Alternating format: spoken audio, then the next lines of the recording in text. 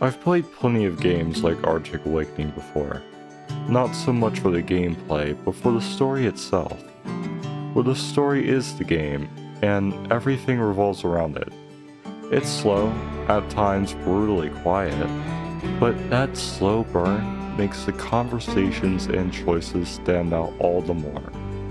The blue skies, tall trees, and silence in the middle of nowhere, leaving you alone with your thoughts, and the very optimistic therapist companion bot to keep you company when things feel heaviest. They remind me of Firewatch, Life is Strange, and What Remains of Edith Finch, not in just how it tells its story, but in how it makes you feel by the end. I wouldn't call it a masterpiece, but it tugged at my heartstrings all the same. And that's where its power lies, not in action or spectacle, but in the way it lingers with you long after the credits roll, and the quiet reflections it sparks about your own growth.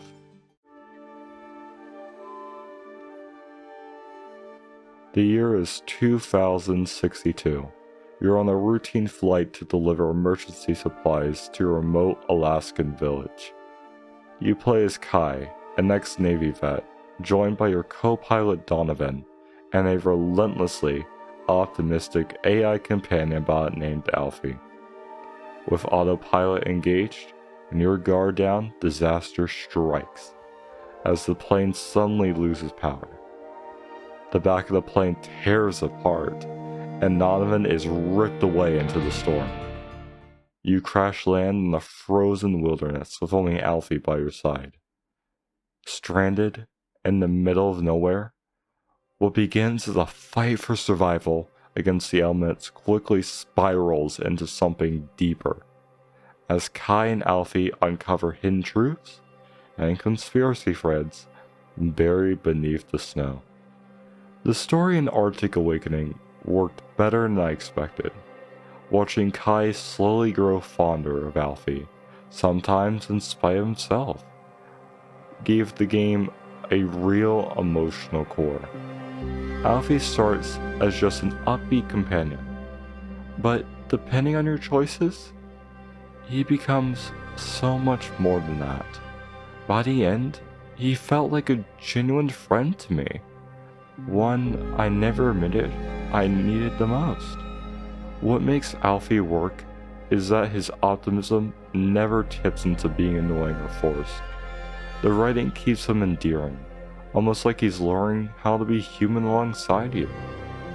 What makes Donovan work isn't what he represents, but it's how he's written and played.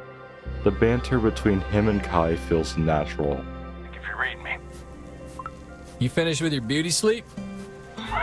You know I don't need any help in that department. Oh, there's no level of help can fix what you got. Freaking ha. Almost like two friends giving each other a hard time, just to keep the weight of the situation from crushing them. It grounds Kai in a way Alfie can't, because of Donovan's history of Kai, the dialogue feels genuine, like real banter between old friends. And that's exactly why finding him truly matters. The story is told in chapters, and while the structure works, I was surprised there's no recap at the end of each one. With so many cliffhangers, a quick previously on, or even a voice note from Kai probably would have gone a long way. It's a nitpick, but a missed opportunity, especially since the cinematic openings set such a strong tone. Some walking sections also drag longer than needed, though the dialogue usually helps, and I didn't mind as much when I was caught up in the view. Still, the pacing pays off. When the reveals land more than once, I was left shocked, surprised, or literally just sitting there with my mouth hanging open. Not everything lands perfectly. The ending felt rushed, and for me, it didn't deliver the payoff that the game has been building toward. The late game antagonist is the clearest example, introduced with all this potential tension, but barely used. She's supposed to control an army of robots, an entire facility, but the most she ever throws at you is a blaring alarm. It never escalates the way it should. I will say, the final choice still hit hard, and even if the chapter around it felt underbaked, what really carries the writing are the themes, and the smaller, more intimate beats. Arctic Awakening is about isolation, survival, and what it means to hold on to hope when everything is stripped away.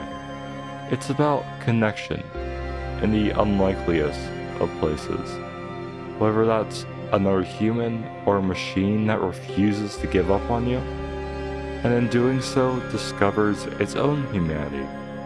And then there are moments like Holly's audio logs, her desperate hope of saving the one she loved.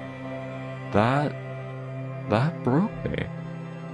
I actually teared up, which is rare for me. Days of isolation leading to one last truth.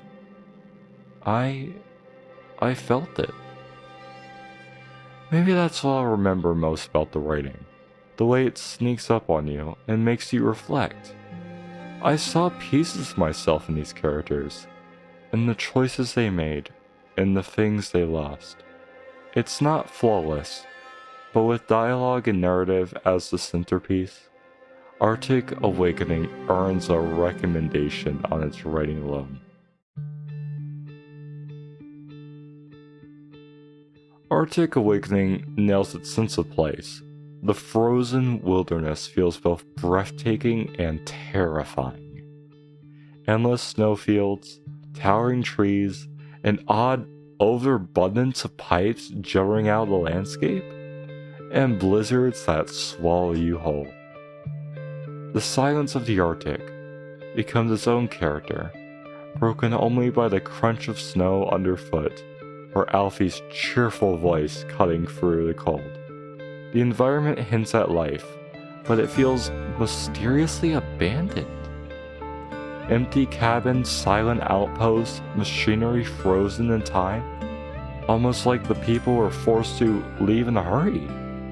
And its hand-painted, cartoonish art style carries enough personality to make the setting memorable. That emptiness is part of the atmosphere.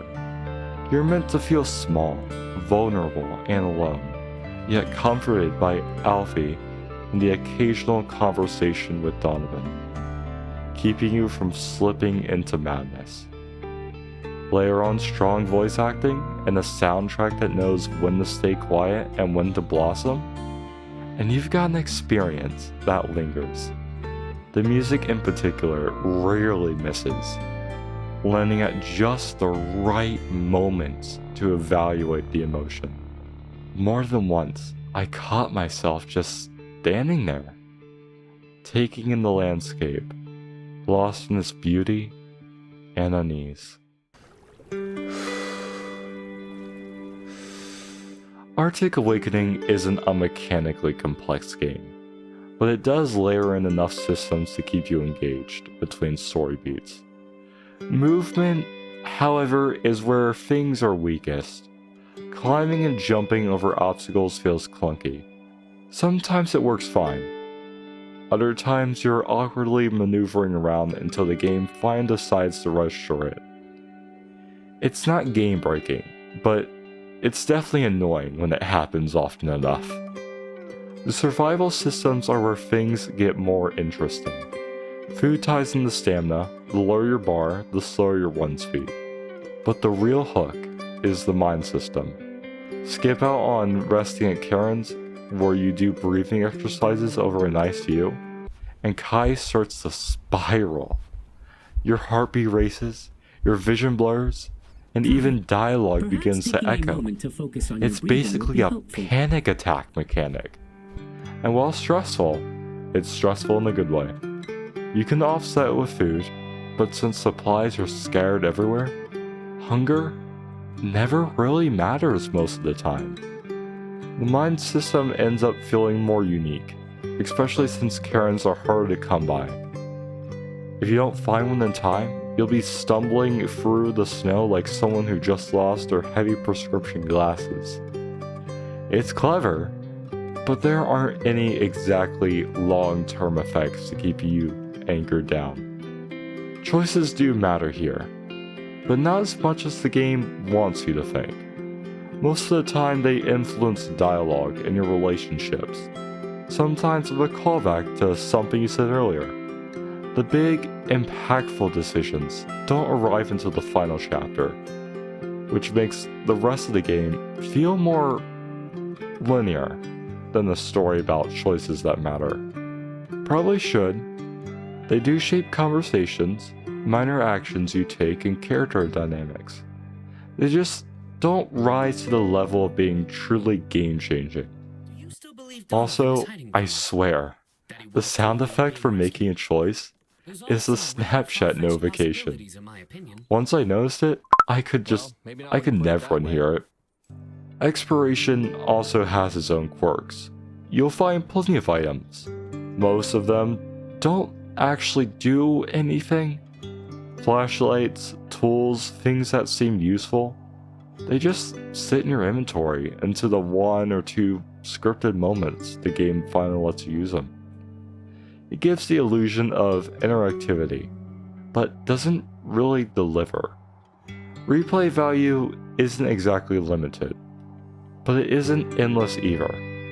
Arctic Awakening does give you reasons to come back for a second run, mostly to see how different actions and dialogue choices play out, especially near the ending.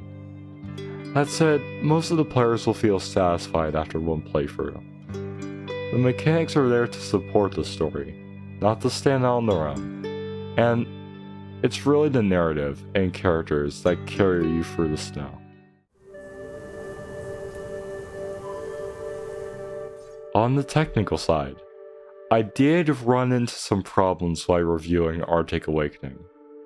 Granted, most of them happened before the Day 1 patch, so I won't hold those against the final release. The big snag was in Chapter 3, where I got soft-locked and had to restart from the beginning.